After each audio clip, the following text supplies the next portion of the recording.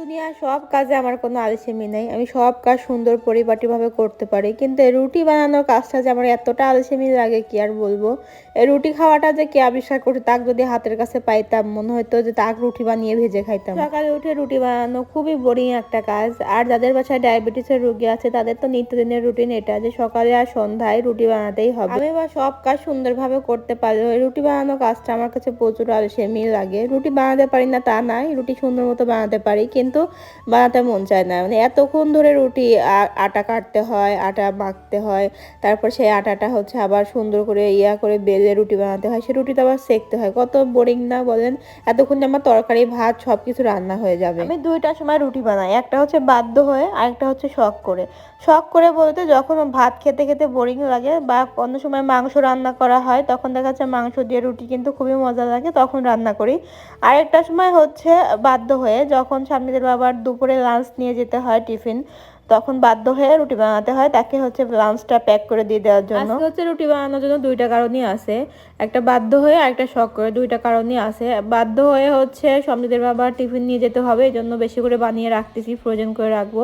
আরেকটা হচ্ছে আজকে একটু মাংস রান্না করবো। স্বামীদের আবার মাংস দিয়ে রুটি তো খুবই পছন্দ করে, ওর মাংস রুটি হলে মনে হয় সপ্তাহে 7 দিন যদি ওকে মাংস রুটি দেওয়া যায় ওর আর কোনো কথা নাই। আজকে অনেক করে রুটি বানিয়ে ফ্রোজেন করে রাখতেছি, কারণ আজকে স্বামীদের বাবা একটু বাসায় আছে, ভাবলাম সে যেহেতু বাসায় আছে একটু কাজটা সেরে নেই। আজকে তার দুপুর শিফটের ডিউটি পড়ছে, সকাল শিফটের ডিউটিটা নাই, এজন্য হচ্ছে বাবুকে তার কাছে দিয়ে আমি কয়েক পিস রুটি বানিয়ে নিয়েছি। কয়েক পিস বলতে একসঙ্গে প্রায় 25-30টার মতো রুটি বানিয়ে রাখছি। রুটি বানিয়ে আমি হালকা একটু ছেঁকে ওইটা ঠান্ডা করে সুন্দর করে বক্সে বা বাটিতে করে ফ্রোজেন করে রাখি। ওটা দেখা যাচ্ছে 4-5 দিন বা এক সপ্তাহ অনেক সুন্দর থাকে। যেহেতু 30টার মতো রুটি বানিয়েছে, এটা আমার 3 দিন যাবে। যতক্ষণ ঘরে মাংস থাকবে আর রুটি থাকবে ততক্ষণ তো সামজিৎ এটাই খাবে, দুপুরেও হোক সকালে হোক আর রাতে হোক। ওর কোনো আর ভাত খাওয়া বা অন্য কিছু খাইতে হবে না, শুধু রুটি আর মাংসই তার চলবে। গত কয়েকদিন ধরে প্রচুর অসুস্থতা বলতে হচ্ছে চোখ উঠেছে, চোখে ভাইরাস আর কি। চোখের ব্যথায় মাথা ব্যথা পর্যন্ত শুরু হয়ে গেছে। মানে চোখের ব্যথাটা খুবই কিন্তু মারাত্মক জিনিস। যদি কোনো কারণে চোখ আর কান ব্যথা হয় সেই সঙ্গে মাথা ব্যথাটাও শুরু হয়ে যায়, এই জন্য মাথা ব্যথাও শুরু হয়ে গেছে। ডান চোখটা তো আমার প্রায় বন্ধই হয়ে গেছে, আপনারা একটু লক্ষ্য করে বুঝতে পারবেন। আজকে একটা মজার ঘটনা ঘটেছে। আজকে বাসায়, আজকে না গতকালকে আর কি, বাড়িওয়ালা আঙ্কেলকে বাসা ভাড়া দিতে গেছি, তা আঙ্কেল সরাসরি আমার মুখের দিকে তাকিয়ে বলতেছি, ইস রে এত সুন্দর মেয়েটাকে কে মারলো, আমার মামনিকে কে মারলো, চোখে এরকম ফোলা কেন, তোমার ওখানে কে মারছে, জামাই কি মারছে নাকি?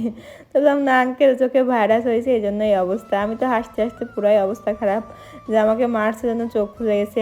তো বলতেছে যে গিয়ে দেখলাম আঙ্কেল একটু অসুস্থ। তো বললাম আমি শুনছি আপনি অসুস্থ, চোখে ভাইরাস হয়েছে জন্য আঙ্কেলকে দেখতে যায়নি আসলে, যে যেহেতু ভাইরাস টাস হওয়া আছে সবারই হইতে পারে। প্রথমে আমার মেয়ের হয়েছে, তারপরে সামজিদের হয়েছে, তারপরে আমার হয়েছে। মানে মেয়ের থেকে আর কি সুস্থ না, এখনো সামজিদের বাবা সুস্থ আছে। ডাক্তার ফার্স্ট অবস্থায় বলে দিয়েছিল যে বাসা সবারই হইতে পারে, যেহেতু ছোঁয়া আছে। বাবুদেরকে ওষুধ দেওয়া হয়, আমি যেহেতু ওষুধ দেই চোখে, দেখা যাচ্ছে চোখে ওষুধ দেওয়ার পরে হাতটা সুন্দর মতো ধোয়া হয় না, স্যানিটাইজার দিয়ে হাত পরিষ্কার করি, তারপর দেখা যাচ্ছে অনেক সময় মনে থাকে না হাতটা চোখে নিয়ে নেই, এই জন্য হয়তো বা উঠতে পারে আমার চোখ। কিন্তু সামনের বাবা তো আর সারাদিন বাসায় থাকে না, চোখে হাতও দেয় না বাচ্চাদের, এই জন্য হয়তো বা তার হয়নি, আমার হয়েছে।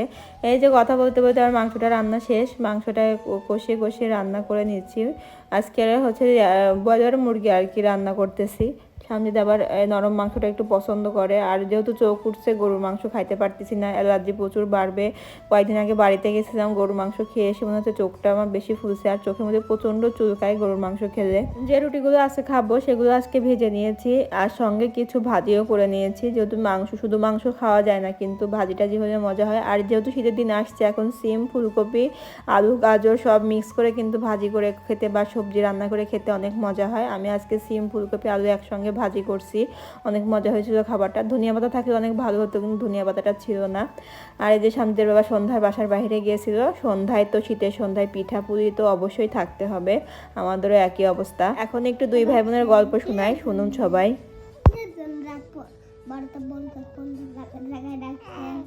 হ্যাঁ আমি ছিলাম না, আমি স্কুলে গেছিলাম। হ্যাঁ আমি স্কুলে গেছিলাম।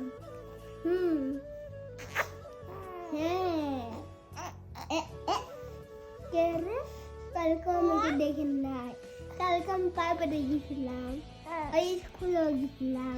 সবাই আমার ময়না পাখি দুটোর জন্য দোয়া করবেন, আর আমার ভিডিওটি কেমন লেগেছে অবশ্যই জানাবেন। আল্লাহ হাফেজ।